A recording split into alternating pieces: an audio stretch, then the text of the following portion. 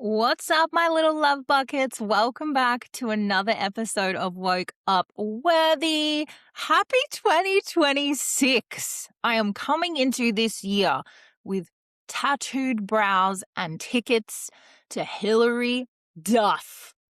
How bloody good. What a good start to the year. I hope everyone had such a wonderful finish to 2025. Mine was a bit topsy-turvy. I hit some big milestones in business, but unfortunately, the ending of the year was shit. I lost my granddad. I had been dreading this day my whole entire life. Emotional. He was the first person that I lost that was super close to me. Like, I'd been to quite a few funerals in my lifetime, but no one that was very close to me. So that one was a big hitter. Obviously, unfortunately, grandparents don't live forever, but yeah, it was a very emotional, shitty end to a very good year, I'd say. But yeah, this year, trucking along, the whole Hillary Duff ticket shenanigans. They went live when I was in the middle of a meeting with some girls, and thank God they understood, because like in the middle of the meeting, I was like, guys, hold the fort. I like pulled it up on the screen and they helped me buy tickets, and it was a big catastrophe because I didn't have the link that the place was supposed to send, and oh my God, it was a nightmare. It was so stressful. And unfortunately, the meeting was on Google Meets and it transcribed the whole thing and spat out a summary at the end and said in clear writing, Jade did not successfully secure tickets to the Hillary Duff concert. Thank you for the reminder, Google. Appreciate it. Rub my trauma wound in. Anyway, this episode, drum roll, first one of 2026, is the year you choose yourself. If you haven't been already, where the fuck have you been? Welcome to the podcast. This podcast is all about reminding you to do that and giving you the skills and the tools and the empowerment and support to do that. So why not start the year with some points and some big things you can take away and just write it on your wall, write it on your mirror, say it to yourself. This is the year, babe. This is the year you choose yourself.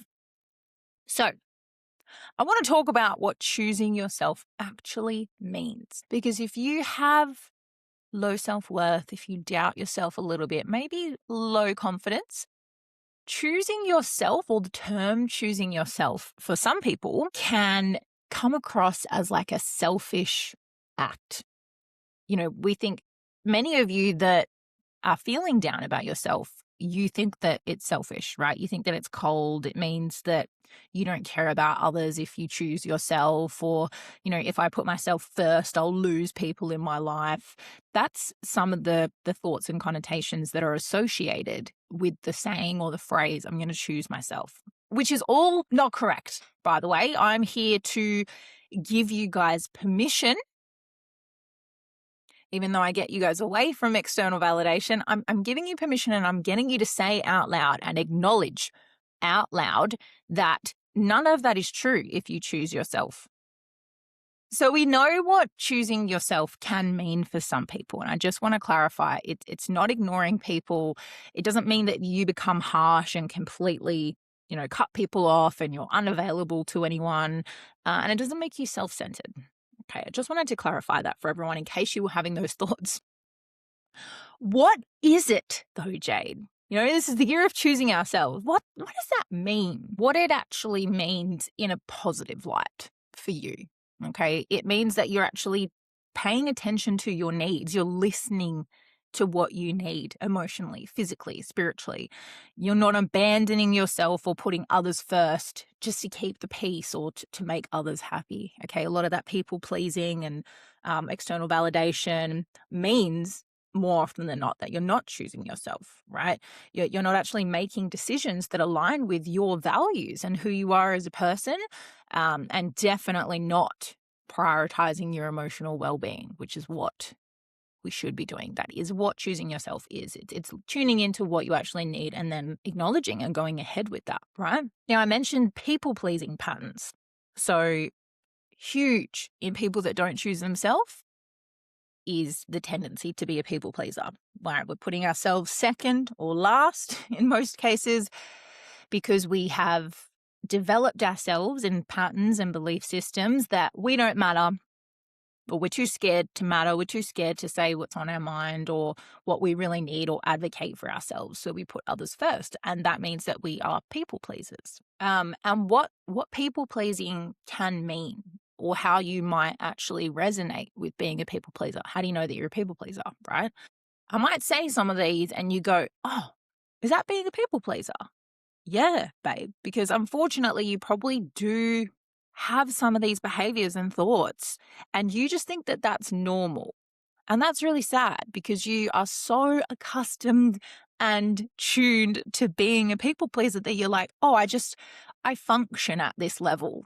I exist in the world as this person. And until someone actually goes, hang on a minute, like that's not how you should be operating. That's being a people pleaser. That's not putting yourself first. Then you feel like the emotional weight of that, the physical stress and weight of going, oh, that's pretty tiring, actually, now that I think about how I've been operating in the world up until this point. So if any of this sounds familiar to you, you are not putting yourself first and you're probably doing a bit of people pleasing in your life. You can be quite high functioning, but dependable on people as well. Like maybe some people see you as the strong one. And is that because you're strong, or is that because you're not really talking about what you need or asking for help, or, you're always too concerned about everyone else, so you put your own needs to the side. There's nothing in place to look after you, okay? Always the emotionally supportive friend, but no one's ever helping you because you don't talk about it. You don't ask for what you need. Always explaining or over apologizing. How many times do you say something or you do something and it's very quickly followed up with an apology or explaining why you're taking up space or explaining why you've done something instead of just owning your sentence or owning your action because you're coming from a place of like, yes, this is what I need. Yes, this is what I deserve. It's like, I'm going to try and put myself out there, but in case anyone thinks that it's not okay, I'm going to quickly back it up with, sorry, do you mind if I say this? Or sorry, do you mind if I do that? Or just letting you know this is why I did it. It's almost like you take that first step of putting yourself first and then you completely backtrack by being like shy about it and uncertain, right? And obviously this comes with, it's very draining. You can feel overwhelmed at times, and definitely the anxiety of disappointing people. Am I making the right choices? Am I saying the right thing? Like imagine going about your life with every thought, every decision, every emotion is just filled with doubt. Like, was that right? The right thing to say? Was that the right thing to do? Fuck. And then you spend so much time and energy replaying the situations over and over, wondering if it's the right thing to do. Whereas what would make you feel more empowered and confident is just fucking owning everything you're saying and doing. Own your shit and know that it's right, because what you're doing is based off of being in complete alignment with yourself. You know that's what you need, so you're confidently asking for it. You know that's the action you need to take, so you do it fucking unapologetically. That's the difference. People pleasing often comes from a place of fear of rejection or of fear of conflict. Like, I'm too scared to voice my opinion or ask for what I need in case the other person doesn't give it to me, or in case the other person leaves or perhaps disagrees with what I'm saying, right? And there's a difference between having really strong communication and conflict. Right? You should still be able to have the confidence to communicate your needs and what you need and what you want to say without the fear of it completely going haywire. Therefore, you just never say anything. You're in this like confined bubble and space your whole entire life because you're too scared to ask for what you need. Okay. And obviously what we've learned on this podcast and my programs and everything is it always comes from a place of conditioning, like childhood patterns. And it may not have been traumatic. It's just really subtle ways. It can be really subtle ways that you have been conditioned to not speak up when you need something, or, unfortunately, children are often seen but not heard, right? And that unfortunately develops into adult life as well. And it's almost like you crave validation in the world and you crave being seen and heard. And sometimes the only way to do that or put yourself in that position to feel seen and heard is wanting to feel worthy through usefulness. And sometimes that comes across as you helping everyone else, but not yourself, right? Do you think that you're useful and worthy if you just, I'm not, what's the word I'm looking for? I'm not problematic because I don't say anything. So maybe people will like me if I'm not problematic, right? Maybe people will like me if I don't always have an opinion. Fuck that. Say how you feel, right? And I know for a lot of us, if we're people pleasers, you probably have those ongoing thoughts of, if I just keep everyone else around me happy, then I'll be loved or I'll be accepted. Okay. And that's huge flags that you're probably being a people pleaser. So something else that we're going to commit to in the year that we are choosing ourselves is boundaries. This is where it gets a little bit practical. Okay. And I know jumping from being someone that's a people pleaser to setting a boundary can feel like a huge fucking gap, a huge leap. Like, hang on a minute, I'm going from speaking what I need to actually setting something in place and setting a boundary? What? Like, where are the skills in between? It's okay. Got you. And for some of us that have never set boundaries before, we think we have this idea of what a boundary is, and we think it's putting a wall up, giving people ultimatums or even punishments. And I just wanted to make you certain that that is absolutely not what a boundary is. Okay. Thinking in the context of putting yourself first, boundaries are just giving people clarity, right? Just communicating very well what you will and won't tolerate, what kind of respect you're looking for. That's all it is. You're just providing people with clarity. Boundaries are really good if you don't know people as well. Not everyone operates the same. Not everyone's comfortable with the same things. Not everyone values the same things. That's why boundaries are so fucking important, because they're a big part of building relationships. Like, oh, I'm sorry, like I didn't realize I stepped over the line. No worries. I understand that's your line or that's your boundary, right? And people don't know what your boundaries are unless you communicate them. Boundaries are very, very big for self-respect. If you're not setting boundaries or communicating what you need clearly, it's very clear that you're not respecting yourself. You don't value yourself enough to put some guidelines in place for people. Like, here's my manual of how to respect me. Read it. That's what a boundary is, right? And you owe it to yourself as an emotional responsibility to set boundaries for people, because what frustrates me a lot, and I am gentle with this, is some people don't know how to communicate or they struggle to communicate.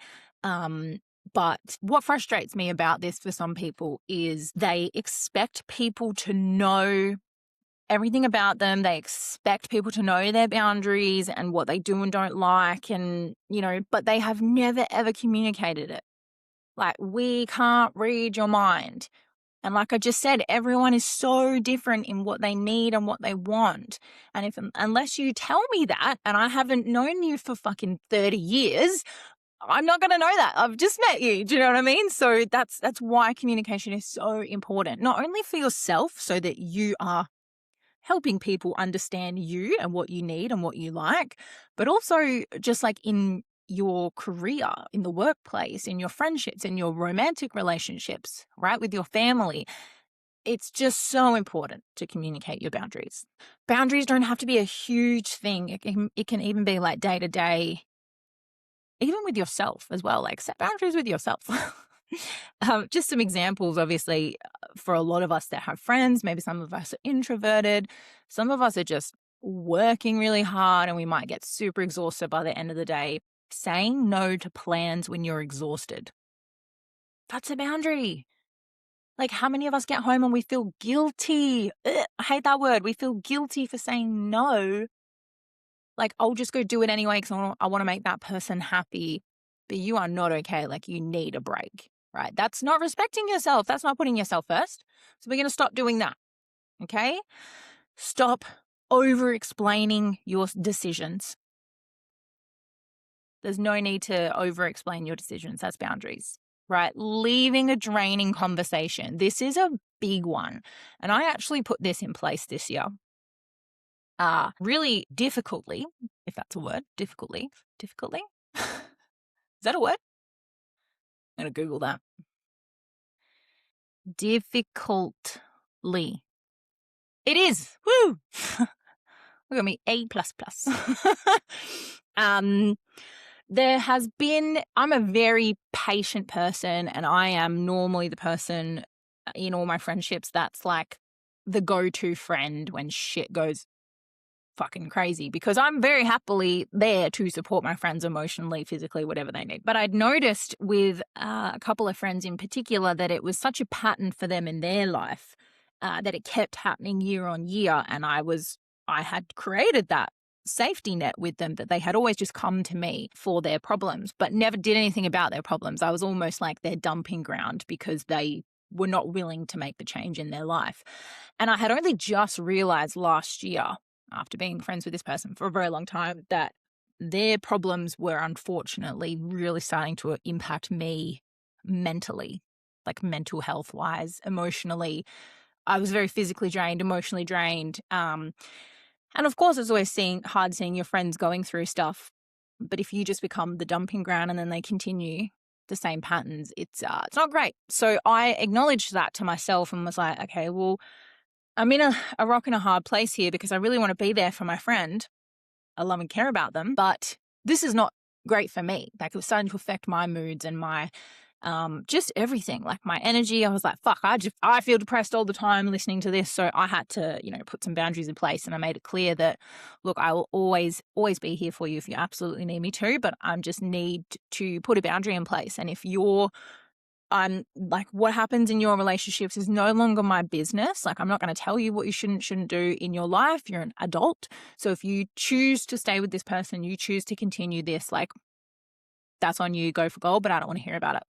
I don't want you to call me and complain about your relationship, because I can't go through that emotional turmoil with you and then the next day see you partying with them. So that was a really hard experience for me, but a big, important lesson. And I put that boundary in place. And you know what? Out of sight, out of mind.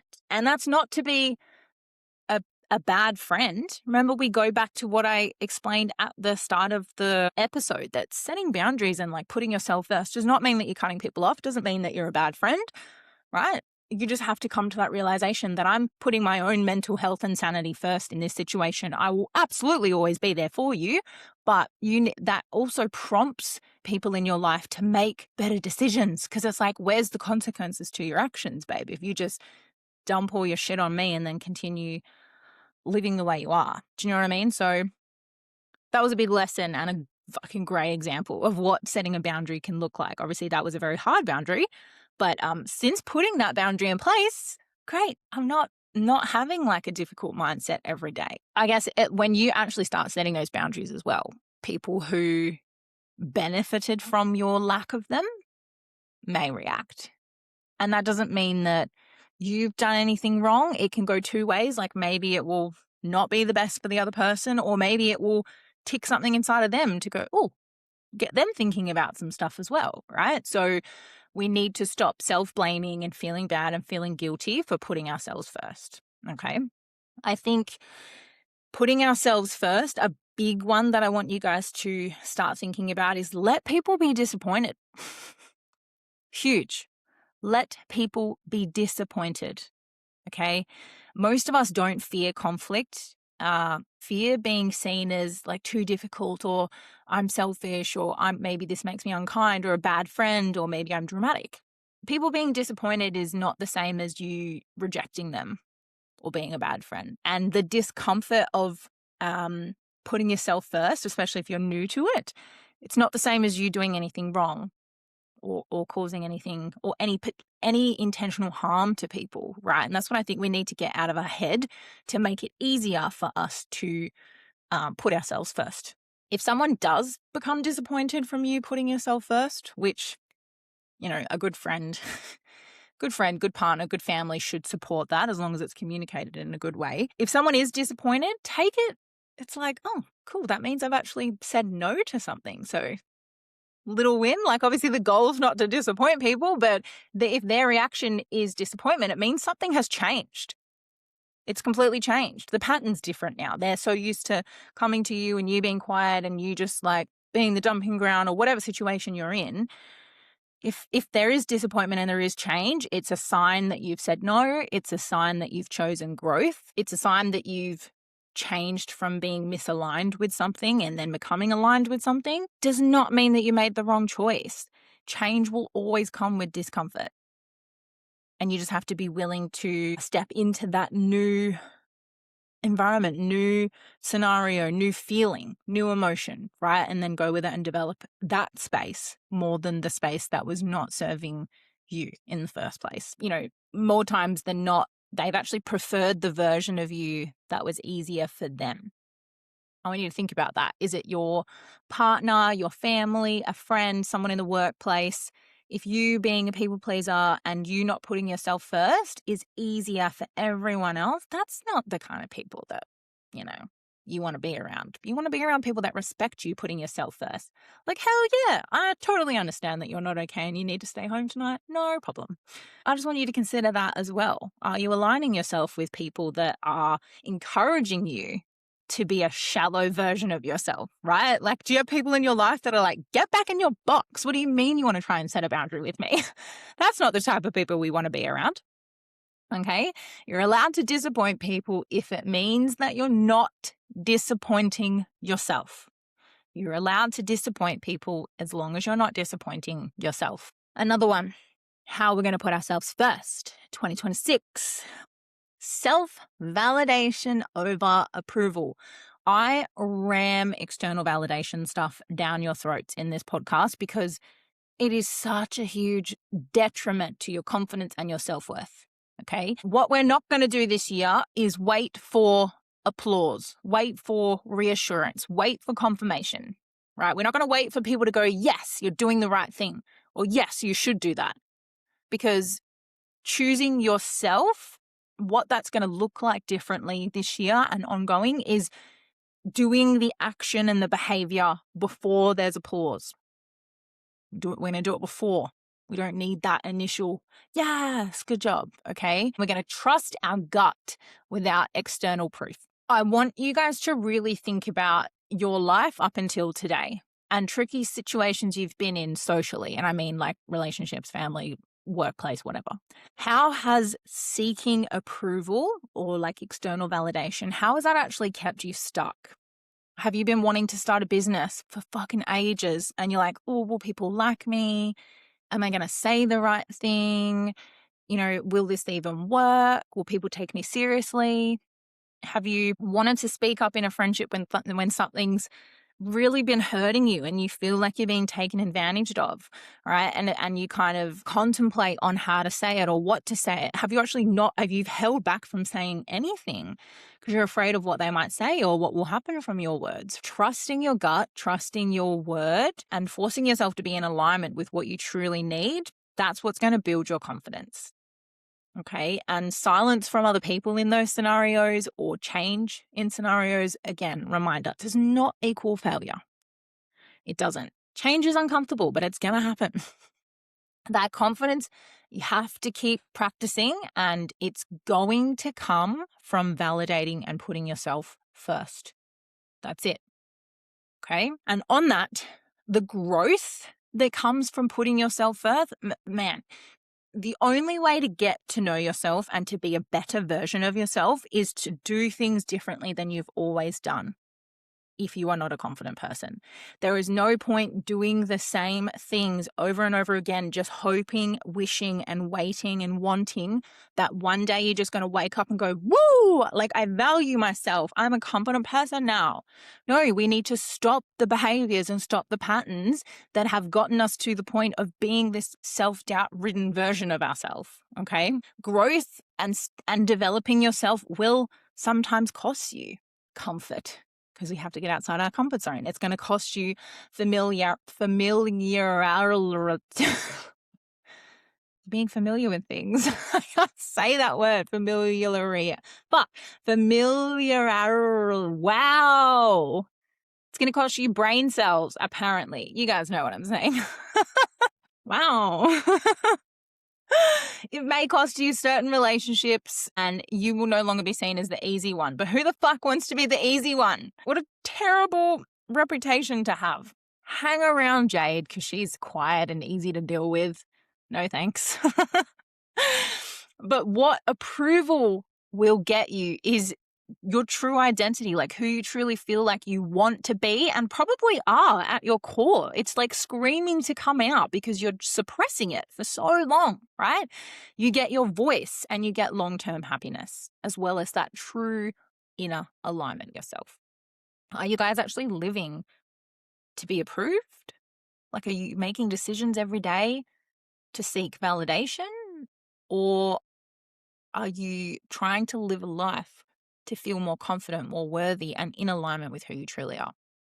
So I want you guys to really contemplate how you've been showing up in your everyday life up until you've just heard all of this, okay? I want you to move from I feel guilty for wanting more, I feel guilty for wanting to put myself first, to I'm allowed to want more.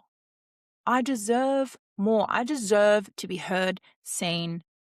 I deserve to not feel compressed in a box, but to shine the way that you deserve. And I want you to choose yourself this year. Even if you pick one of the things that I've said, is it boundaries? Is it stopping seeking external validation? Communicating what you actually need or feel in the moment. Pick one if it's hard to do all of it. Remember, we're not going to wake up tomorrow and be like, cool, I heard that one episode, now I'm worthy. Even though I told you you woke up worthy. You did. Everyone wakes up fucking worthy, but I just need you to believe that every morning. And to actually feel and believe that within yourself, you need to walk the walk, not just talk the talk, okay? You need to genuinely believe that. And to do that, you need to do the actions that are going to prompt your brain to go, fuck yeah, I'm worthy. Fuck yeah, I feel confident. Yeah, I said that. Do you have a question? Right? Instead of, oh, should I say it? Or then say it and apologize, right? Huge difference. Like, back yourself, okay? Some things that you can take away from this episode. So if you've already been thinking about different scenarios, if these tools have prompted a memory for you and you go, shit, yeah, I did that, okay? Moving forward, or if you want to reflect further, I want you to consider where you've been abandoning yourself to avoid discomfort or conflict. Who would you be if you weren't afraid of disappointing people? Oof, that's a big one. Big one. And I can say all this from experience. I didn't come out the womb. Actually, I did come out the womb worthy. It's just things along the way deteriorated my worth for myself, right? So let's get back to womb. Let's get back to the womb. Oh my God, where am I going with this? What does the version of you look like that shows up unapologetically and doesn't apologize, doesn't be afraid of wanting to disappoint people? And another question, what decisions have you been avoiding because you're waiting for approval? Or what conversations have you been avoiding because you're afraid of what will happen? And take it really small steps so it feels achievable for you. So what can you do this week or even today? Take it day by day, but this week, what does choosing yourself look like this week? And think about it. Is it a decision with someone? Is it communicating differently? Is it setting a boundary? Like, what is it for you this week that actually represents you choosing yourself and putting yourself first? So this isn't about becoming someone new. You are already who you need to be. We just need to shed that armor of doubt. We don't want to be in this protective, closed off space of like being afraid of everything. Okay, we're going to break free from that shit. Okay, so it's not about like becoming someone new. You are who you are. You're a beautiful fucking person inside and out. I just need you to believe that about yourself, okay?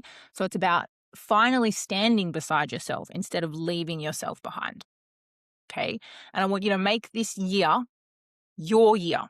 So stop being everything for everyone and start being everything for you. You come first. That's it. Some big takeaways. Write some of those questions down if you want to journal. All right. I will see you guys next week.